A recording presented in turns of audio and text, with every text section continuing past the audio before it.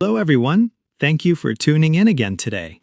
Breaking news, the Dodgers officially announced 3 unexpected additions to their lineup. Kim was effectively released and resigned. Then CEO Friedman mentioned a $189 million contract, the first for a B-Boys, and America was in stitches. The first news from Los Angeles sent a quiet shockwave through baseball across the nation. The Dodgers' leadership, led by Andre Mon, indicated their willingness to forego a young player and instead move forward with a proven player. At the center of the conversation was Nick Warner, a man who quietly built his reputation as a Chicago Cubs star. This move wasn't just a reinforcement. Multiple scouts unanimously described it as a cultural gamble, typical of the Dodgers. Nick Warner is by no means a flashy star. But at the ripe old age of 28, he's played in 156 games, batted .297 with 73, 9 PBs, and won 2 Gold Gloves in the past 3 years, and he almost perfectly meets the team's expectations. While the numbers may seem unspectacular, what lies beneath them is game-to-game stability and tactical security. Horner's greatest value lies in his ability to consistently perform his calculations over a long season. Even more remarkable is the consistency he has demonstrated throughout his career. His pressure on opposing players, his ability to disrupt momentum by running the bases, and his defensive decisions that minimize errors all embody the winning baseball style the Dodgers have long sought. Horner, who focuses on consistency rather than flashiness, is now at the center of Los Angeles's reinforcement plans, as if embodying that philosophy. If Horner were to don a Los Angeles Dodgers uniform, it would likely immediately resolve the long-standing issue of infield consistency. The current roster relies on stopgap measures, such as changing the lineup depending on the opponent and game situation. While this works in the short term, it remains a source of uncertainty over the long term, especially in the postseason. Horner's presence would put an end to this tactical hurdle and provide the team's leaders with tactical flexibility. The mere fact that they can lock down a defensive position is more than just a valuable asset for the Dodgers. However, the price is expected to be no small one. According to multiple sources, the Dodgers are preparing to bring Kim Fee-sung and River Ryan to the negotiating table.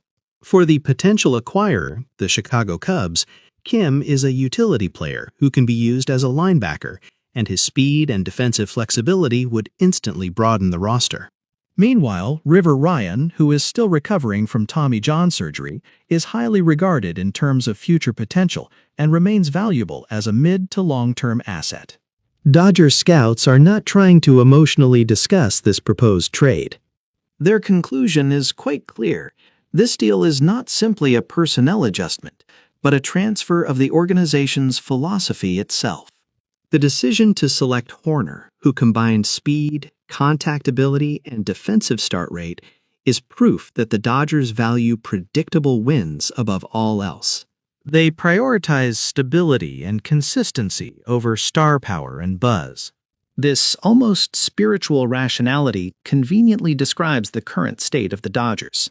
Meanwhile, Kyle Tucker, once considered the brightest prospect in the winter market, is ironically being held back by his sheer value. According to Dodgers insiders, Friedman is seriously considering a consolation scenario of a short-term contract with a super-high year in order to bring Tucker to Los Angeles. Given his age, his defensive prowess, and his starting market value, a total value of over $400 million was once considered reasonable. However, the market did not move in a logical manner. As reported by SportsKiter, negotiations surrounding Kyle Tucker have stalled at an unusually high rate, with only the Blue Jays clearly showing interest. Even the Blue Jays have not shown any willingness to commit to a long-term mega deal. This represents a significant shift from the market environment Kyle Tucker's camp had anticipated. This highlights the harsh reality unique to MLB, that stardom itself can be a stumbling block in negotiations.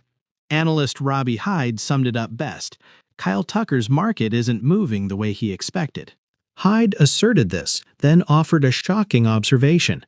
His ultimate destination is the Dodgers, and even then, he believes it's likely to be a strategic short-term deal with an eye to the future, rather than a long-term commitment. This reading suggests that Kyle Tucker is being forced to make a choice not to protect his current valuation, but to maximize his next move. Looking back at MLB's recent market dynamics, it's already been proven that foregoing a long-term contract doesn't necessarily mean compromise or replacement. Alex Bregman signed a 3-year, $120 million contract with the Boston Red Sox, and Pete Alonso agreed to a 2-year, $54 million deal with the New York Mets. They certainly weren't selling their value. Rather, they strategically bought back their most valuable asset, time. Kyle Tucker finds himself at the exact same crossroads. While he possesses the talent and track record to theoretically secure a massive long-term contract, the market is moving in a direction different from his expectations. The Dodgers, however, are not a compromise option. Rather, they represent the most logical strategic base. By incorporating an opt-out clause into his 3-year contract, Kyle Tucker can preserve his value while securing a platform for re-entering the market. As analyst Robbie Hyde points out, the greatest attraction is not the money, but the context. Playing for the Dodgers means more than simply joining a contender team. He can carve his name into history by winning the World Series and return to the free agent market with that legacy. Alonso's path, which saw him rebuild his reputation after a short-term contract with the Mets and ultimately earn a major contract with Baltimore and the Baltimore Orioles, is a symbolic example of this success. This is why the question of how much Kyle Tucker is worth is not simply a numerical one. Whether he's ready to commit his future to the Los Angeles organization is a question that will come down to one thing. The cold market makes the choice all the more strategic. The Dodgers are the team that most calmly understands this reality. And the most shocking name to emerge is Bobbitt.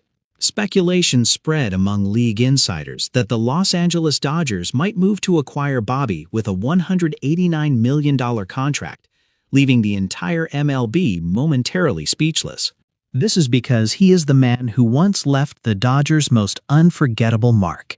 Ichita's release at the most crucial moment of the postseason remains deeply etched in the team's memory. Badia Sports News described Bobbitt as a fateful rival for Shohei Ohtani. Having just left the Toronto Blue Jays, Bo Bichette, despite his talent and track record, finds himself in a position where he must carefully choose his next destination. In this situation, the Dodgers, while emotionally acceptable and contradictory, are an extremely rational option strategically. The irony is that the man who once crushed the Dodgers could now become a central part of their team. If O accepts a short-term, long-term contract and even shows a positive attitude toward being converted to second base, negotiations are expected to become a reality. Friedman's suggestion that the door will open immediately if the conditions are met is no excuse. It's a cold, steely decision to put aside past grudges and maximize the team's chances of success.